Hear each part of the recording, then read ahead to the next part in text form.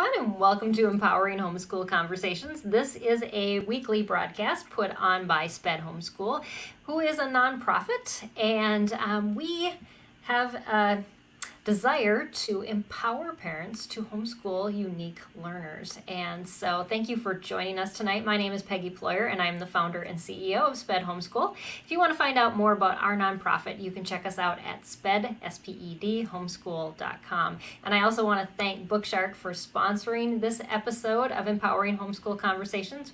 We'll learn more about them about halfway through the show, but if you want to find out something about them right now, you can check them out at bookshark.com.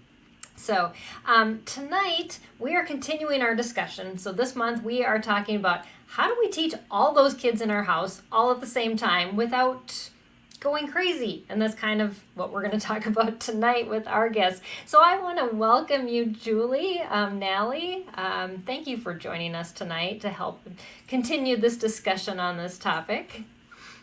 Hi, welcome. Thank you for letting me come. Yeah, well, welcome back, I should say.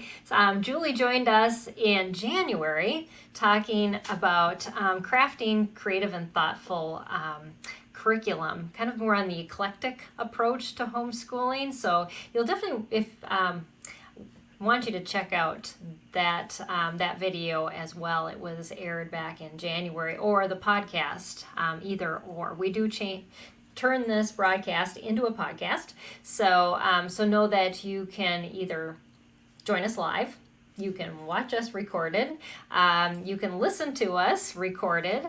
Those podcasts come out the Sunday after the show. Or we also take 4 shorter segments, about 3 to 5 minutes from each broadcast, and we republish it the week after. So lots of different ways to kind of interact with our content. And I do want to encourage you, if you watch a short segment and you go, ooh, that was really interesting, go back and find the full broadcast and dig into that. And because if you're connecting with one piece of it, you're going to want to connect with a lot more of it. So Julie, I'm super excited. I've already seen your notes about what you're going to share tonight, and our viewers and listeners are in for a treat. So I just want to thank you again for just being here. I want to thank our viewers who are popping on. I see we have quite a few that are joining us. Just know that if you're watching live, that you can join us in this conversation, be part of it, comment and add questions in the feed, wherever you're watching from, if you're watching on YouTube, Facebook, or on Periscope. So, but Julie, as we get started, can you tell us a little bit about yourself? Maybe even for viewers that watched you in January, they may not remember a lot about your story, or if they're just catching you for the first time, I would love for you to just introduce yourself and let our viewers know who you are. Well, my name is Julia Nalle, and my first name is pronounced Julie, even though it's spelled Julia, because my parents did that to me. I'm a mom of 5 children, 2 bio who are grown and out of the house, but they live close enough that I get to see them a lot, and I make them call me every day because that's the rules. I have 3 adopted to keep us young. I have a nursing license. I have an education degree and a master's of arts with an emphasis in counseling, ministry, and Old Testament. Wow. I have taught something for over 35 years, and actually probably more than that, but official teaching 35 years. My husband and I own and co-write BiblioPlan, which is a history and literature curriculum. I'm a lover of the Lord. I love my family. I love teaching, and my favorite thing in the world is to read books. Oh, awesome. Yes, dive into those books. So have you always wanted to be a homeschooler? Nope. Nope. So tell us a little bit about your homeschooling journey. So when my oldest when my oldest boys were entering school, I can tell you I was not going to homeschool. I went against everything I knew because I had an education degree. And I believed that kids needed to be in school. They needed to be socialized.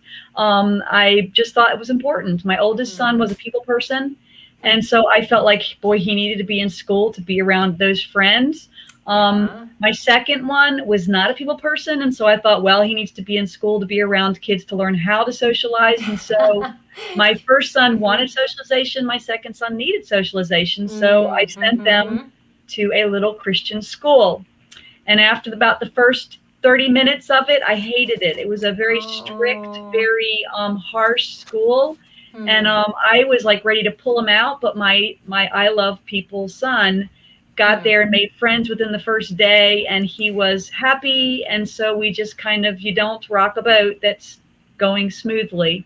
And so we Right. kept them there, and they Hmm. stayed for a number of years until my oldest son got the teacher that was not the nicest teacher in the world. She did not like boys, and she was super strict, beyond Oh. normal strict. And Hmm. he, by the fourth week of school, he was begging, he was crying every day, please don't send me back, please don't send me Oh, back. And wow. so we had to make a decision. And so we decided at that point to homeschool. So I got Hmm. literally thrown into the deep end of homeschooling. I had no Right. idea what I was doing. I had been so opposed to it. Now here all of a sudden I'm doing it. Yeah. Exactly. So, yeah, and I'm sure that's similar to probably a lot of parents' stories. And I know in our community with special needs, that's an everyday thing that has been for a long time. But even people now that are COVID homeschooling, they feel like that same thing has happened to them. Um, so yeah, do you have any encouragement to share on that side? So, well, in the first weeks, I started out with actually with the curriculum they had been doing at the Christian school. Hmm. But I didn't last very long with that because I wasn't really in love with it. And I tend to be kind of a Okay. free spirit. And so I like to teach outside the box. So I just ditched the box. Yeah. But I had to pick what we were going to do.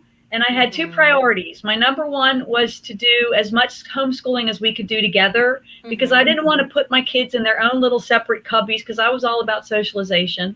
Yeah. And so I wanted to do as much as I could together with my kids, and I wanted them to read because I'm a lover of books. So back Mm-hmm. then, because this was a while back, traditional was pretty much the way to go. Um, Yeah. there That's wasn't a about the lot of time I other started too. options back then. Mm-hmm. Yeah. So back then, the traditional was each child had their pile of books, and mom went back and forth between them, helping them work through their daily assignments. And Mm-hmm. doing school together when your children were not in the same grade was not a popular practice. People just Mm-hmm. didn't do it. But Yeah. I stumbled upon a little known curriculum called BiblioPlan, and it was Mm. written by some ladies in our area. And all it was just this little guide that lined up history and literature. And it Mm. was based on the premise of doing history in order. And I really liked that because I had a master's in Old Testament. And I was like, ooh, learning, starting at ancients and going that way, that really made me, that kind of ring my bells. And Yeah. it incorporated books, which was like, okay, that's my second Mm. love. So, Mm-hmm. and it allowed us to do history together, history and Right. geography as a family. And that was like, that Mm. was just all the bells and whistles went off in that one. Mm. It changed our lives. All of a sudden, my kids are reading books. We were Mm. doing history. We were loving history, and we were enjoying our time together as a family. Mm. That we would read it together, and then Dad would come home at night, and we would talk about it, and it was just the highlight. Um, Mm-hmm. it was back then. It was just a guide. It didn't. There was nothing that went with it. It didn't have timelines. It didn't have. So I had to go find all the pictures. It didn't Mm. have maps. There was no question pages. There was nothing open and go about it. It was Mm. a lot of work, but Wow. it still was really fun. Mm-hmm. And I actually started homeschooling a couple other kids by this point. After a couple years, I had 4 kids around my table instead of 2. So I was like really multitasking. Oh So doing yeah. the Yeah. history, doing the geography together, and there were some other things that we did together that I'll talk about later. Mm. Just was just really important. Right. Anyway, to make a really long story short, that guide, I started using it at our co-op, teaching Mm-hmm. it, and the Mm-hmm. owner of the guide had her child in my class, and she started seeing all the stuff that I was doing with the guide. I was making maps and timelines and all this stuff, and so Mm-hmm.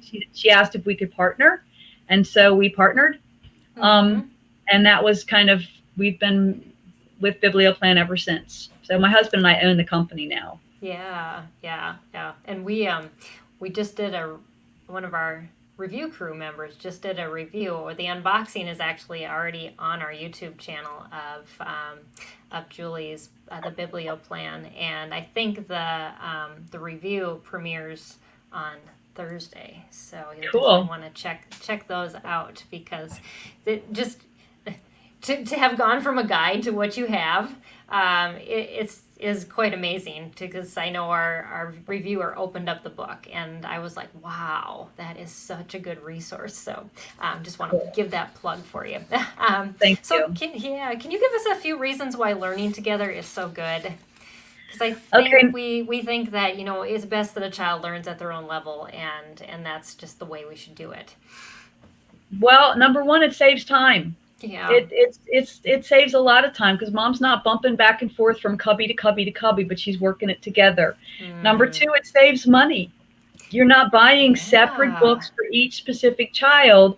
You're buying a set for everyone, and you're working off of those books. Right. Three, it's engaging, it's fun, and it's usually when mom is at her best, because that's when mom's got everybody at the table, and mom's trying to keep everybody engaged. And so that's usually mom's highlight. Number four, it provides the socialization they need, because kids do need to be socialized. And if they're not socialized out there, they need to be socialized within the family. And that was something that was kind of eye-opening for me, was that my kids learned to love each other deeply in a different way than if they had been in school all the time. So that's important. It encourages healthy competition. So as you're working together, you're asking questions. They're trying to beat each other for the answers. That's healthy. That's good. Right. It allows the younger ones to learn from the older ones. So they can, they can watch Big Brother, Big Sister, and learn from them. But it also allows the older ones to mentor those younger ones. Right. Teaches them how to teach. Gives them teaching skills. Right, and we know that when you teach something, you learn it even better. Yes, so that's important. Yeah. That's kind of my reasons why that it's a good thing to do as many things as you can together. Yeah. Now there are some things though that you can't do together, aren't there? Yeah, there are definitely certain subjects that don't lend themselves to doing together. Teaching your child to read. If moms with little ones, you got to teach those kids to read, and that is an individual sport. It's individually to each child. Spelling is another one that you can't ask a first grader to spell fifth grade words. They just need their own words. Math is grade, age, ability specific. I am so big on finding math programs for your kids that are that are specific to that individual child. That means that not every child is going to do the exact same math program. It's okay. It's very ability specific. And then grammar. Grammar is a subject that builds each year. And children need the stepping stones of building in order to master grammar and become great writers. Right. And so those are subjects that, really hard to do unless your kids are like one grade apart or, really close. You can't really do most of those subjects by themselves together. So those are kind of together. Those are kind of your by yourself subjects. Sorry. Right. Yeah. Yeah. No, that's perfect to say that, because we think, well, if I'm going to teach my kids together, I'm just going to do it all. But those stepping stone types of classes are really important. So I'm glad that you pointed that out. But that aside, what can we do together? A lot of stuff. So I want to start with vocabulary, and people are going to go, wait a minute, vocabulary should be up on the other list. Okay. And if you're in the older, if you have a wide age span, if you have like just littles and bigs, then yes, vocabulary needs to go up. But a vocabulary is something that if you have kids within a 5 to 6 year age span, you can do it together. So my suggestion would be, over a 2-week period, you focus on like 10 or 15 vocabulary words. And you can choose a curriculum like Wordly Wise, or something else. But you find those curriculums that you can do for 2 weeks, and you spend 2 weeks working on those words. And the younger kids are just going to memorize the meaning of the words and maybe practice writing them, just the basic. This is our vocabulary words, and let's learn them. Right. You can slim down their list to maybe only 5 to 10 words.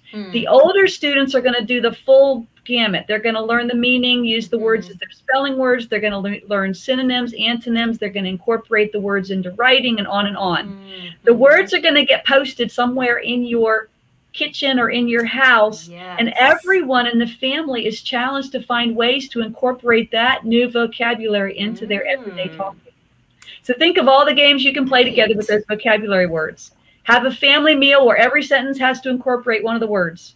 And we've That's a done this, great and it's idea. really it's very funny, and it's very wacky. I'm sure. Write a story with all the words. Have them pick a Ah. word and create a drawing that illustrates its meaning. Have a challenge where they have to put as many of the words as they can in one sentence, or write, or anything. That vocabulary can be a very family affair, and super easy to do. You don't have to buy every single book for every single child, but you just buy one for the main group, or one, for probably your oldest in that range, and then go from there and let the other ones just kind of jump in and do those same words without having to spend the money for everybody having their own. That's a great idea. I love that. Well, so that has vocabulary covered. What about Bible or devotions? Of course. Bible, definitely done as a family all 12 years. Daily devotions, reading a passage together, discussing, praying, and it can be the first thing you do, or dinner time, or at the end of the day. It is a family affair. You can do Bible all the way through K to 12, all the way from pre-K to beyond. It is just that thing. Studying the Bible, and this is a big, huge deal. Studying the Bible does not have to be a dry duty, and it should not be a dry duty. I can remember growing up where I would go to some friends' houses whose families did devotions, and those families who did the dry duty, you'd sit there and just go, can you come to my house tomorrow instead of me go to your house, because you just didn't want to sit there and listen to the Father expound for 45 minutes. Right. That's not good. That's going to kill your kids. And then when they turn 18, they're going to be out the door and go, I never want to do this again. Bible should be like that highlight of the day. It should be the time where they just drink it and want to talk about it and want to do it. Morning singing, or worshiping together, or asking a question and letting your kids gruel over it and fight through it and dissect it. Looking at parables. Bible can be watching YouTube videos of Bible stories. Bible can be having them share what they've learned. Anything. It should just be the favorite part of the day as a family. Oh, I love that. Yes, I read Randy Alcorn's Heaven, but for the kids version. And I remember my kids just talking and dreaming about what heaven would be like in that conversation. And it was just so sweet. And so, yes, I highly, highly encourage that you just make it more than just the dry devotions. It's so important. Absolutely. For focusing that. What about science? I've heard, I have a degree in physics. I love science. I've taught science to my kids all through homeschooling. What are your thoughts on doing that as a group or individually? So science can be done as a family until the oldest hits about 7th or 8th grade. Once you hit that 7th or 8th grade and they're going for high school credit, then they kind of need to peel off and go work on that high school credit stuff. And it's a little bit hard to ask a little, younger child to have to deal with chemistry or biology. But you, up until then, from 6th, 7th grade, all the way down, you can do one science for all of those kids. You don't need to have every single child doing their own science program. In fact, that would make me crazy. We did science as a family, and it just made it so much more fun. You can there's different things you can do. You can find a family-friendly, experiment-focused science program. So one that you can buy and learn science together, or you can find unit study type science. So do a unit on birds, or do a unit on rockets. And your focus should be hands-on. If you don't know the science, just do it and learn it with your kids. We had experiments that didn't work. Let's try this rocket. We blew it up and nothing happened, and you try again. And, but that's half the fun is, what did we learn? What can we do better? Yes. That's being a scientist. That's right. And you just encourage your kids to ask questions, explore further, watch YouTube videos on how to make that rocket go up and see if you can figure it out. Go on rabbit trails. Yeah, that's super important. because that's what makes a true scientist. And so taking that out of that science is kind of bleeds it dry. So so I can see. So do you have any, when it's recommendations for how much science to do if you do it that way? Because then you aren't following a particular curriculum, but how much should you be adding in, I guess, with the other stuff? If you do science twice a week for about 30 minutes or so, I call that a win. I honestly, even if you do follow a curriculum, that's probably what you would probably put into it too. I'm not a big from 7th grade and under on answering the questions and doing the testing and doing all of that, the busy work. Science should just be, if you're going to read the section and learn about it, and then do the experiments, but do the fun stuff, do the hands-on, because that's what the kids are going to remember. And answering the questions and taking the tests are kind of like, you don't need to do that until they get up into high school, and then you can go from there. So 30 minutes twice a week is probably a good amount. Is that about what you did with your kids? Yeah, we did unit studies, so sometimes science was all we did for we did 12 weeks, I think, on the systems of the body. But then, we jump into something like cultural or history, and we wouldn't touch science the rest of the year.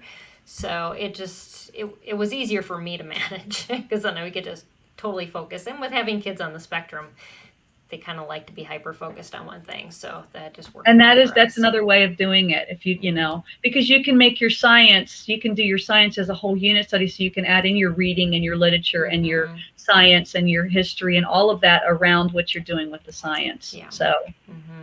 Yeah, definitely. So what else? What else can we do together? So we can do memory work, all 12 years. Yeah. I loved doing memory with my kids. Memorize so much. Okay. And I know that in the classical circles, the younger students are the ones who do the memory work, and the older students are supposed to move on from there. I don't agree with that. I think that children of all ages should memorize, including the adults. I think we need to keep our brains fresh and strong to memorize with our kids. That's so true. So yeah. Yeah, I like that you include us too. Yes. Because we're always learning, and I think we forget that we are always learning. So what should we memorize?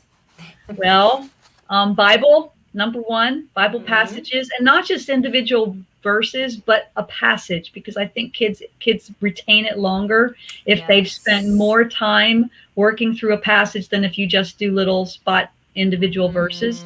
The books of the Bible. How many kids don't know the books of the Bible? And when you ask them to go find the book of Titus, and they have to look in the beginning of the book to figure it out. The Lord's Prayer. So when I was growing up, we did the Lord's Prayer in church, and we did the Apostles' Creed in church, and we actually learned the 10 Commandments in church. We said them every other week, and so we said them. But a lot of churches nowadays don't do those things. Right. And so the kids never even learn the Apostles' Creed, which is a creed of what we believe. They don't learn what the 10 Commandments are. And even though we don't necessarily follow them to the rigid law, that's an important thing to memorize. So those are things that you can memorize, because we're not doing that in churches as much anymore. Hymn lyrics. We've stopped singing hymns in church, but the lyrics of those hymns are so fantastic. Yeah. So so sing some hymns and learn the lyrics. Poems are great. Speeches, the Declaration of Independence. Every kid needs to know the Declaration, the preamble to the Constitution, countries, capitals, history, timelines, the presidents, king lists from different countries, different empires. Science facts like the periodic table and that kind of thing. That's boring, but you know what? It's a really good start for when they get into especially if your child's into STEM, to learn those facts beforehand. Saying hello in different languages. Oh yeah. That's a really fun thing to do. Teaching them sign language, Morse code. Here's a good one to learn: Latin roots, prefixes, and suffixes. Especially again for kids that are going into any kind of nursing or medical or anything, to learn those roots. I actually did. When I was growing up, we actually did learn with my family. We did learn them for some odd reason, because I was not homeschooled. And so it was really good when I went to nursing school to know those beforehand, it made nursing so much easier because I had a really good basics. I never learned Latin. So then after you've memorized something, then you can add in public speaking to memory work because you have your child perform. And of course, mom and dad are going to perform too because they're memorizing. So everybody gets to perform. So it's good for them to learn how to present to the audience, and then the audience can give them tips on how they should be standing and how their presentation went. So you're adding in a whole element of public speaking to your memory work. So that's another whole subject. Oh yeah, that's great. So yeah, that's it takes it to the next level again, to that teaching, that mentoring level you were talking about before is when you're actually doing it as a presentation. So what about history and geography? At the very beginning you said that we do history and geography together. How does that look? So Bible history is the one subject in geography that you can do all together as a family, all the way through K to 12. You don't need a separate geography program. So picture this, it's Monday morning and everyone's sitting around the table, maybe eating together, maybe breakfast is finished, it's family time, you've just done your morning devotions, you're going to get a globe out. And if you even want to be more fun, get 2 globes out, one so that we can have globe wars, because I love globe wars. We try to figure out where things are. Globes give kids perspective, not just a flat map. But you also want to give everybody some kind of a map or have a map on the wall so that they can see where you are. Okay, I love the Painless Learning maps. They are right on wipe off maps. They're like placemats. And they're from the Painless Learning Company, but Rainbow Resource sells them. You can get them from Amazon. Any class I teach, all my students have those Painless Learning maps sitting in front of them. But anyway, so as you're teaching, I want my children to see what we're studying. So if I'm talking about Britain, then before we even get into it, I want them to find Britain on that map. I want them to find Britain on that globe. I want them to visualize it. I want them to touch it. I want them to know where we're talking about because it gives them perspective. Right. So then with everyone at the table, you're going to spend 20 to 45 minutes enjoying time reading the history for the day. So how much do you read then during that time? So how much you read depends upon who's sitting at the table. If it's only littles like K to 2s, then you're going to read just like 5 to 15 minutes. You're going to make it really simple, really short. You are not going to kill those babies. You're going to just give them just a little bit. And if they can't handle it, then you let them go. They're little. If they're 10, like age 10, like 4th grade or under, then you're going to read a little bit more, 15 to 20 minutes. If you have middle schoolers, then the reading's going to increase 30 to 45 minutes. And if you have high schoolers, you're going to read for 45 minutes to an hour. What if you have a wide range, though? So if you have a mix of ages, then you're going to read to the majority. Read what most of them are going to enjoy and need. So if I have littles and middles and upper and those advanced kids, I'm going to pick that middle group. And I'm going to read to them. Great advice. And I'm going to let the little ones listen. But if they kind of go off and start playing with marbles, that is okay, Mom. They're going to get it when you come back around again. And if the older ones go, I want to go be independent. That's okay too, because they can be independent. But this way, you're trying to pull them together as much as you can. And as you're reading, you are stopping a lot. You're not just straight reading, you're engaging them in the reading, you're asking questions, you're explaining things, you're laughing, because history is like one of those subjects that it's crazy. History has got so many crazy stories in it and crazy happenings and so much violence, so much just that you just have to stop and pause and go, did you just hear what I just read?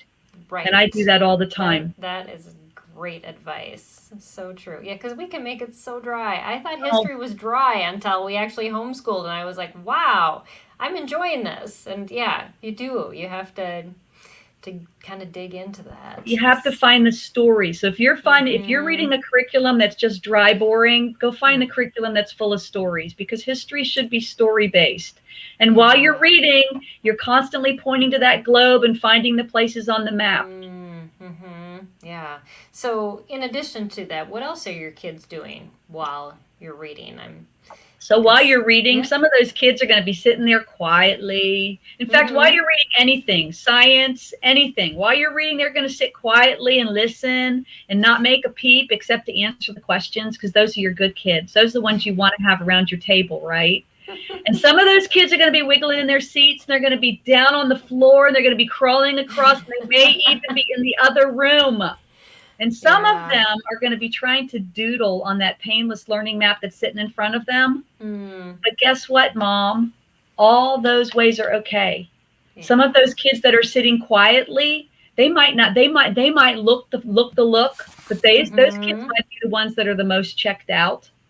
And so often we think that the ones that are looking straight, I have a child who sits in church and he looks like he is so paying attention. And he has that cherubic face, the little dimples, and he's just looking, and you just think, man, he is drinking this in. And you get home and you say, what was that sermon about? And he has absolutely no clue. None. And my kid that's sitting there with his Bible and his shape is moving the pages and all that, and you ask him, he's right on it. He can tell you exactly what it's about. So a lot of times our little sweet, quiet listeners are not really listening. So, you know, the ones that are on the floor that are climbing around, they're the ones that a lot of times are the ones that listen the best. They're drinking it in their movement. And the doodler, that's me. I'm a doodler. I need to have something going for me to listen. I'm a better listener when I'm doodling. In fact, I'm so tempted sitting here. I got pens here. I keep reaching over because I want to doodle. I am that bad of a doodler. So if you're straight reading and making it as boring as possible, then Mom, you're going to lose them. In any subject, in anything, you're going to lose them. They are going to check out on you. You have to engage them. You have to stop what you're reading. You have to react to what you're reading. You have to ask them questions. You have to tell them what you think. And you have to push them to think. If they're using our material, BiblioPlan material, they can actually have a coloring picture out and they can color the picture while you're reading. That's something they can be doing. That helps that wiggler under the table get up and work and do it. Also having those maps sitting there as they're looking at the map, that helps them. You want to tell them why they're coloring that picture. You don't want to just hand them a picture and say, color this.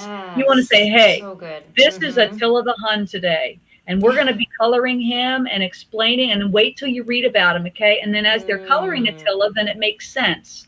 The other thing that I really like to do with kids is I like to give them a blank piece of paper and colored pencils that are on the table. And I like to give them the task of illustrating something that you read about. So as you're reading, they get to pick something that you're drawing. But they get to draw something that you're reading about. In history, this is the one time when they can actually draw the blood, guts, and gore, right? Because we don't usually let our kids draw blood, guts, and gory pictures. A lot of times, just know you can't draw the knife going in. But in history, there's so many bloody stories. That's the one time when the boys can draw it. So that's one thing that they can do, is illustrate while you're drawing, while you're reading. They can also, especially for your older kids who are sitting there and they've got to answer questions out of their book, they can have their question pages open. And as you're reading and as you're talking, they can quietly and quickly answer their questions. So it helps them get those, and especially if you have struggling learners, you can stop and say, hey, here's a question, here's an answer, let's write this down, because that way you're catching it as you're going. So that's something you can do. Also with your little ones, if they're bored and checking out, you can give them that Play-Doh or kinetic sand or quiet soft toys that they can play with that only come out when you're reading. That way it's special. And as I said, you're discussing. We have a discussion guide with tons of props for what to discuss. Whether you use ours or not, discussion questions are great resources to engage all the family members. Oh, that's awesome. Well, we are halfway through, and I know, Julie, you have more to share about just this reading part and history. So we are definitely going to come back and explore more of that, because if this is piquing your interest and going, oh, yes, I want that. Julie has some more suggestions. And I know, Diana, you have a question, and we will come back and address that first when we get back. So Julia, I'm sure you can see that question. I'm going to let you look at that and think about an answer as we take a break to hear from our sponsor, Bookshark, and then Julie will be back to talk with us some more about that. So I just want to thank Bookshark for sponsoring this episode of Empowering Homeschool Conversations, and I'm going to throw their graphic up there for those of you that are watching. And just know that Bookshark, Dana says the Bookshark was the best thing I've done for myself and my kids. And Tracy says, I definitely regret not starting Bookshark sooner. It's been such a great fit for our family. Well, we at Sped Homeschool agree. We've heard this from many of you that you love Bookshark as well. And just like Julie was talking about books, you get books with themes. So, but wondering how you can jump in on the Bookshark bandwagon? Well, start by heading to bookshark.com. On the Bookshark website, you can request a free catalog and browse it like a real magazine, or you can download samples and you can see scope and sequence charts of what's taught at each level. There's also a blog at bookshark.com/blog with hundreds of articles written by dozens of authors. The Bookshark site just has so much free information about how to teach your kids at home, whether you use Bookshark or not. Another example is you get a free unit study and you can try out the Bookshark way of literature-based learning. Just check out bookshark.com/freebies, and the new unit study for 2021 is all about volcanoes. So let me share just a few more quotes. Jill says, we switched to Bookshark Language Arts this year. This was the best decision ever. We love how everything ties together. I can't tell you how grateful I am for Bookshark. We are looking forward to adding more subjects next year. And Catherine says, pulling my kids out of public school and getting Bookshark's full program saved our sanity. It was the best parenting decision we ever made. We are so much happier now versus the kids staring lifelessly at screens all day. The open and go component and high quality literature for science, history, and language arts is amazing. See if Bookshark is a best fit for your family, like these moms have said. Visit bookshark.com to get a free catalog, and then also try that /freebies to get that free unit study. So thank you, Bookshark, for sponsoring this episode of Empowering Homeschool Conversations. And I'm going to bring Julie back, and we are going to continue our conversation about how to teach multiple level learners without losing your mind. And so we were talking about reading and about books and how do you do that with all different ages of kids. And you had so much good information about keeping kids busy and even those kids that we think aren't paying attention but really are, and how to help them each with their learning styles. But we have a viewer who has a question, and she said, I have a child who does not want to engage. When I try to stop and ask questions, he's done. What should I do? Do you have any suggestions for her? That's a hard question. I would just, if stopping and, then don't stop, keep going. I don't know. What do you think, Peggy? One thing I did with my kids, because they did not listen very well when I was reading, was I read while they were eating. Kept them in their seats. That means I had to eat later, but I would stop and I would gasp sometimes, or I would use voices when I was reading, make it extremely entertaining, and almost cause them to interact with it versus to put them on the spot. Yes. Because I think when you put your child on the spot, they're going to shut down because they expect that they have to have the right answer, and maybe they have a slow processing speed, or they aren't catching everything that you're reading. So you just want to teach them how to engross in that versus test them. Because I think, especially if they're coming out of a public school environment, we always think that you're being tested when you're asked questions. Does that make sense? I'm not a big question asker in terms of deep and real questions. I might ask, when I'm reading it, I'm doing more of the voicing and just responding to it, and it's not until after it's over that we can go back and review it and ask questions. But during the actual time, the more discussion would be, did you just see that? Did you read that? And responding to it, reacting to it. And again, reading it with voicing and making it as interesting as you can. Mm. That, so a lot of times I'll even get up on a table, or I'll stand up, or I'll reenact it, or Ah, I'll be holding the book yeah. and I'll say it, like, and just kind of anything to get my kids to be entertained by it and to be focused on it.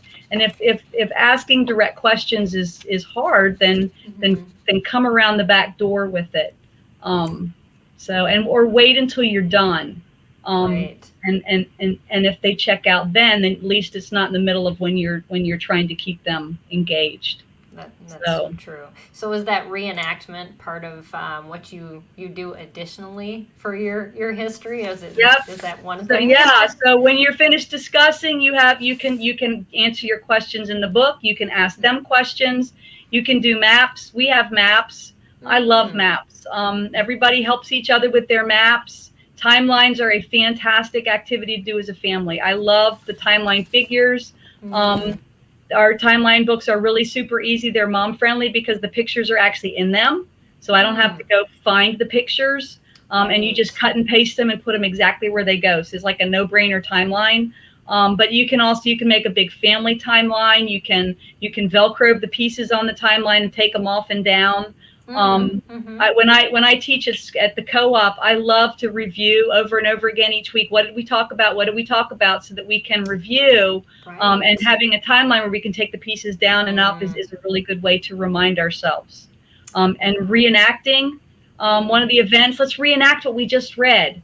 Yeah. Writing a summary, having them write a summary of what they read, and then Mm. presenting that summary to the family. So Mm. you can also Mm-hmm. have them do some notebooking or dig deeper and do research. They Right. can do copy work. You can have fun Jeopardy time. I love Jeopardy. Jeopardy is a Oh, great way that's a to ask great questions. idea. Uh-huh. If you have those little buzzers, those you can get them from Amazon, and Hmm. every child has their own buzzer, and you can ask a Oh. question, and the kid that hits the buzzer. See, for your kid that doesn't want to ask questions, I bet you that kid would like to hit a buzzer. I bet Um, and so. so Yeah. whoever's got the answer can hit the buzzer, and then they get to Mm. answer the question. So there's lots of things you can do to engage them. Mm. Mm-hmm. So Yes. that's kind I of love that. history, geography.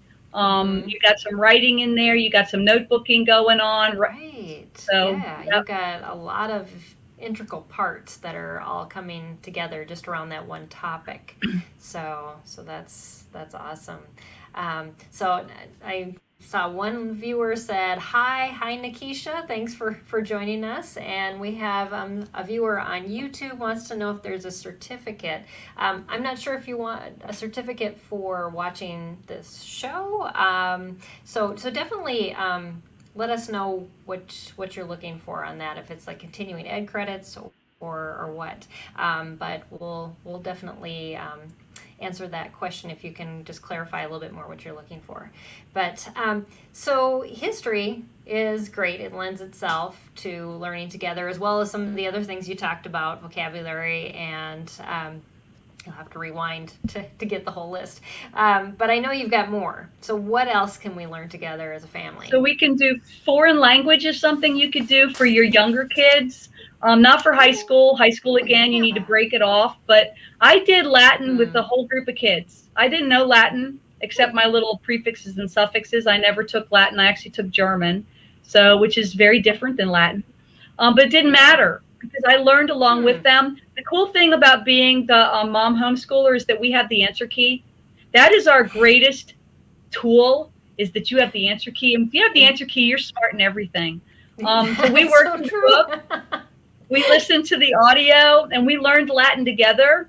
I came Uh-huh. out of that year with a surprising amount of Latin learned with my kids. Hmm. Don't ask me now because it's been 10 years, but I had fun with them. We had Uh-huh. fun learning Latin, because it wasn't like we weren't testing or anything. We were just learning a language. Right. Um, so I guess another thing that we can do is hands-on activities. That's kind of a Mm. really big family affair, and this is where many of you moms Right. are going to run for the hills because that's the hardest Yeah, part, because is it gets hands-on. messy, and we go, Because ooh, can I just skip yep, this part? Yeah. and also because this is multi-age, multi-grade, and we're Hmm. talking about moms with lots of kids, and you're trying to do so much. You got Yeah. especially if you got those little Uh-huh. babies. Mm-hmm. But I'll just be honest. My students that come walking into my class each week, They don't walk in there asking me what I'm going to teach them.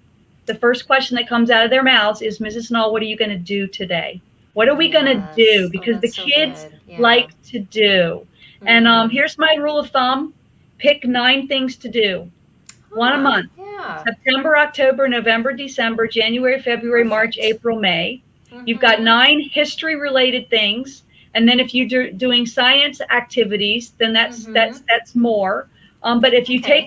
take a like our book or another activity book that's science related, I mean history related, because Mm-hmm. history is a really good to do. That Yeah. it's good to work around what you can do in history. Pick out the Mm-hmm. 9 cheapest, most fun activities you can find. That's one Hmm. a month. There are a ton of Huh. we have tons of ideas, and once you start looking and sifting through Mm. ideas, you're going to go, okay, well, I could do this one too because it's just a game and it doesn't even require any Right. materials. And maybe Uh-huh. I can do this one. So, but start with 9 Hmm. simple, easy It's things that you simple. can Yep. do. Mm-hmm. I'm a teacher and I need simple and low budget. And Mm-hmm. I usually, at our co-op, I only have about 20 minutes to teach. Mm-hmm. And we did something every single week.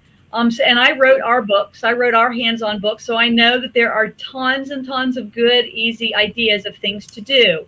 So Yeah. if you're if you're picking 9, you can do it. My focus is Mm. fun. I want history to be fun, and I want to remember Mm. I want them to remember what we did. And if you want to Yeah. be really cool about it, don't tell your kids what you picked. Get the material, Oh. put it in Mm-hmm. baggies, label it, hide it in a box. In September, pull out that first one. Make it a Oh, big that's a deal. All great week, talk about it. idea. This on Yeah. Friday, we are going to do something fun. And I don't care if Mm. you have a high schooler or a first grader, they're going to enjoy the mystery. And you're going to pull Yeah. that out and they're going to love it because it's different and it's fun and they're going to Mm. beg for more and they're not going to forget it. You Right. can Yeah. do 9 and maybe you can do more than that, but go for 9. Yeah. That is a very good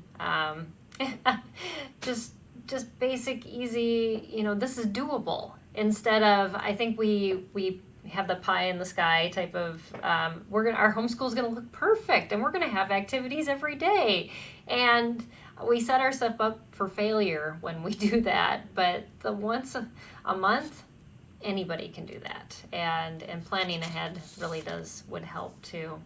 So yeah, so is there anything else? Yep, we can cook.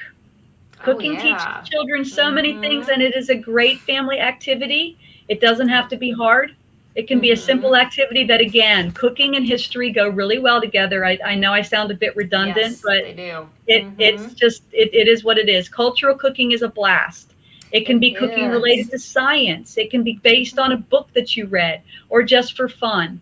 There are Mhm. tons of ideas in our hands-on activities for cooking, but it Mhm. doesn't have to be related to anything that you're studying. It can just be, hey, let's make a cake. Let's read the recipe book. Let's figure out Mhm. how to do it and let's eat it and let's enjoy it. And again, Exactly. if you say, okay, let's do cooking once a month, 9 Mhm. times, 9 cooking Mhm. events, not every week, not every time, but say once a month, we're going to Mhm. have a family cooking cookout and do Oh something. Then yeah. again, we have added one more thing in your toolbox of things that are fun to do. So Hmm. think about it. If you love God together, if you're Mhm. reading the Bible and singing and praising and engaging them in your Bible, if you Mhm. do hands-on science where Yep. you're doing experiments or 2 a week, Mhm. if Yep. you have fun doing vocabulary and you make your vocabulary fun and engaging, if Mhm. you do one history activity a month, if Yep. you do one cooking a month, if you add in a family game once or twice a month, and there are Mhm. tons of history related games, Oh yeah. if you look for Mhm. ways to get your kids together, doing things together, you're doing school. You Yeah. aren't just sitting and doing workbooks. You're keeping them Mm. engaged and laughing and Mhm. enjoying school as a family. Yeah, and that's what creates lifelong learners. We want our kids to know that learning can be integrated into their lives. That is how we do it. And so I'm just love what you're saying. So what's left? Is there anything else? Yep, the Ah, read alouds. oh The read yes. alouds tend to be the absolute best books on any curriculum book list. And they are another great opportunity to have the family together. Pick books that the majority of the children are going to love. Yeah. If you have a widespread, the littles can listen and play quietly. The older ones can take turns reading the read-alouds if they're good readers. Read-alouds bring families together. They encourage discussion, invoke imagination, inspiration. You can do the read-aloud on audio. You don't have to do it while you're reading. Right. But just those read-alouds are fun, and they bring the families together. They sure do. Yes, and we still do them. You know, we're in the car, long trips. We just get those audiobooks, and yep, we do too. Yeah. That's great. Well, sounds so easy, but I know the biggest question we get is, what about those toddlers? How do we homeschool with toddlers? Yep, that is the biggest question. I heard Steve Demme, creator of Matthew C., say once that the hardest part of homeschooling is the toddlers, and it is true. How do you read to the older kiddos when the little one is hanging on your leg and crying his guts out? Yeah. Or eating the cat food? Or climbing the steps, or knocking over Joey's Lego creation? How do you deal with that when they're blowing out their diaper or doing everything else that babies and toddlers do? Yeah. Honestly, short of locking them in a box, they are never going to allow you to peacefully or gracefully homeschool with style. It's not going to be pretty with toddlers. That's the issue. But you know what? I have a 26-year-old. I would love to go back to my toddler days. I miss them. Those toddler days are so hard, but they're so fleeting and they're so precious. So it's okay if you can't homeschool with style with the toddler hanging around your leg. So you're going to have to change up. I don't have any huge bits of advice because they're toddlers. They're going to upend your life. But here are a few tips. For the times when you need quiet or relative quiet so you can teach everyone at your table, do group times around their nap times. Yeah. Or do group times around their eating times. While you're shoveling Cheerios in their face, you can do your group times. You can also create a box that only comes out during group time. So this is the toddler box. And it comes down off the refrigerator, and we bring it down as the ceremonial box. And they get to pull it out and play with it. And as soon as it's over, everything gets put back in the box and put up. And that becomes the special box, and you change things out. You don't keep the same stuff in that box. You move things around.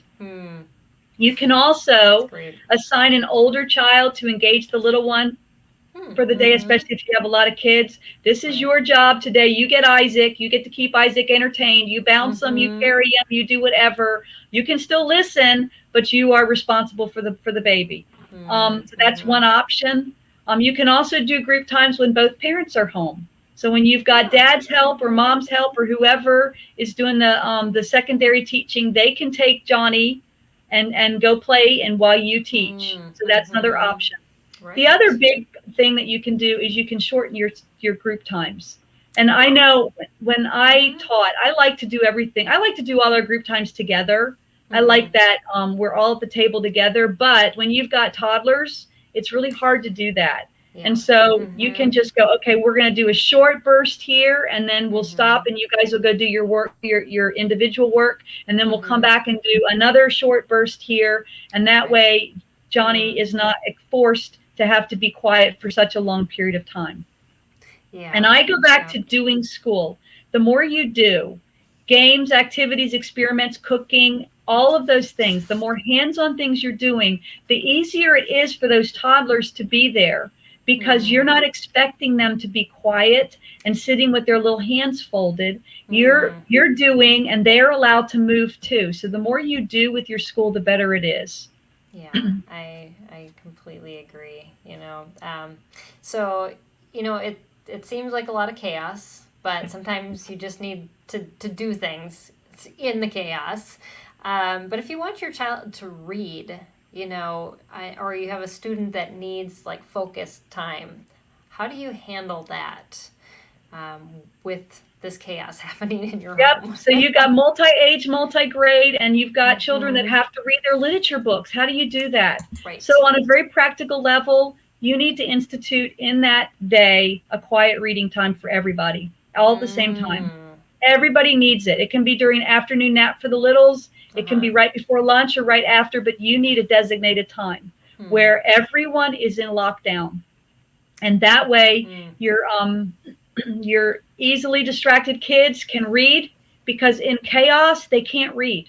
They can't read if things are happening. And your I love to read kids are reading. And for you, what does mom do? This is when mom gets to take a nap. This is when mom gets to take a break, and you go, wait a minute, mom's got all these laundry to do and the cooking to do and the dishes and all of that. But you know what? If you're a teacher in school, teachers in school get hour breaks every day. They get a break. That is a very good point. And it's important as a mom of multi-age, multi-grade kids, while you're teaching, to get a break. You get a break too. You need to stop. Power naps are the most healthy things you can do. Little 10, 15-minute, close my eyes, nobody talk to me, I'm going to take a power nap.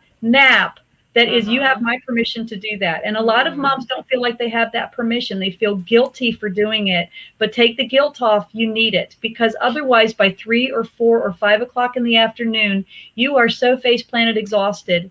And snipping at your kids and frustrated, and things just kind of boil. And when dad gets home at night, you're just like, I can't do this. But that power nap, that 15, 20 minutes where you just relax and rest, it is a lifesaver.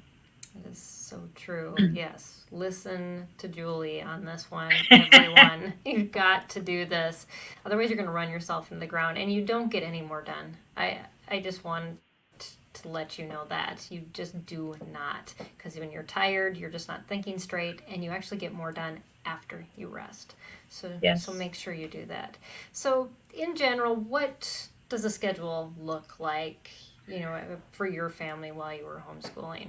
So when we homeschooled, we had breakfast time, all of our work in the morning in one big, huge chunk, all of our group time. And the reason why I did that was because that way, when they did their individual stuff, the ones that needed to do a lot had lots of time, and then they could go into the afternoon to do it. And the ones that could be done in the morning, they were done. And that if you had that big chunk of group time, and that works great if you don't have the toddlers. Right. If you have the toddlers, yes, you will have to split it and do group times a couple times a day. Right.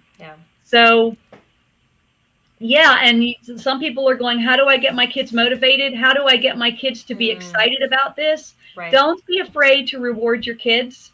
Don't be afraid to praise them, to encourage your kids. Yep. I know a dad who has a bowl of M&Ms, and he pulls it out whenever he's teaching history, and he throws M&Ms at his kids for good answers. Yeah. Diana, if you want your kids to be engaged, throw M&Ms at them. Praise works wonders. It is not used enough. We need to use praise. Small prizes, small rewards, big prizes, big rewards, work for family rewards, work for trips, anything you can do. So that's kind of my talk today, multi-age, multi-grade. Well, that was a lot of really good advice, and it really leads well into tomorrow. We're going to have a special matinee version of Empowering Homeschool Conversations, because I will be on the road again next week, and I'm not sure my internet's going to be very good. So, but we're going to talk about optimizing your morning time. And so my guest tomorrow is going to be sharing a lot of resources that she uses with her family, and she has a special needs kiddo too. And teaches multi-levels all at the same time, but just some of her favorite resources. So she'll definitely want to join us for that. If you listen to the podcast, it'll be the following week. So make sure to join in that. But Julie, can you talk just a little bit about BiblioPlan and where people can find that? I'm going to bring up your website here too. So BiblioPlan is classical history, literature, geography, writing. It's kindergarten through 12th. It's multi-age, multi-grade. Super easy to do, very mom friendly. You don't have to except for picking your crafts and picking your literature books, because we're like a smorgasbord. So you get to pick the literature books that you want to do with your kids, but you're given lots and lots of ideas, and we tell you what our top picks are. Super easy. We have written our own history books. We have a younger student level than the high school level, but they're written in a way that you can read the younger book to everybody, and then the older kids can be independent with that book, but they can still be part of the family. We have maps, we have notebooking, we have coloring pages, we have hands-on activities out the Watsoots. It's just a really fun, engaging curriculum. And it's history and literature, and it's Christian worldview, and it's very much God-friendly. You get to watch God's story unfold as you do history. That's so cool. And if you're listening, it's BiblioPlan, BiblioPlan.net. So that you can see that. So yeah, definitely check that out. And like I said at the beginning of or kind of in the middle of the broadcast, I guess, when our review crew just did an unboxing of the first book of BiblioPlan. So if you check out our YouTube channel, you'll see that. And then the premiere of the review from one of our review crew members will come out on Thursday. So you want to check that out as well. And she had a great review of that. So thank you, Julie. This was really good. Like I said, when I looked through your notes, it brought back memories of all the things that I've done for years with my kids. And I just love that you share it, because we don't say this enough now with modern day homeschooling. We look for programs that we can stick our kids in front of and screens and have somebody teach them, but there's so much richness and depth in education when we bring our kids together. And so thank you for sharing all those resources. Thank you. Thank you for having me. Yeah. And also, I said at the beginning, but Julie was on our show in January, crafting your curriculum, and so you'll want to check out that if you enjoyed this conversation as well. That was received very well, so definitely check that out. Again, this broadcast, Empowering Homeschool Conversations, is put on by SPED Homeschool. We are a nonprofit, and we appreciate you joining us in our desire to empower families to homeschool children with special educational needs. You can do that becoming a donor partner with us. You can check out our website at spedhomeschool.com to learn that, or to find homeschooling resources. We were just rated the #1 special needs homeschooling blog, and I just realized the other day that this broadcast, the podcast itself, is rated #3 for homeschooling podcasts, and it's rated #2 for special needs or special education podcasts. I had no idea. So that's pretty cool. But we have a lot of resources on spedhomeschool.com and also on our YouTube channel. So if you want to check those out. But also check out Julie's curriculum at BiblioPlan.net. And thank you, Bookshark, for sponsoring this episode of Empowering Homeschool Conversations. It used to be called SPED Homeschool Conversations. Anyways, and so we just thank you, Bookshark. And if you want to find out more about what they offer, you can check them out at bookshark.com. So thanks, everybody, for joining us. We've had some great viewers. Definitely thank you for all your comments and your questions. And like I said, we'll be back again tomorrow. Actually, tomorrow afternoon at 1 p.m. Central. We'll be talking about optimizing your morning time with multiple learners. So thanks again, Julie. Thanks for staying up late with us. I know you're way past your bedtime, so we'll let you go, and we'll see the rest of you tomorrow. Bye, everyone. Bye-bye. Thank you.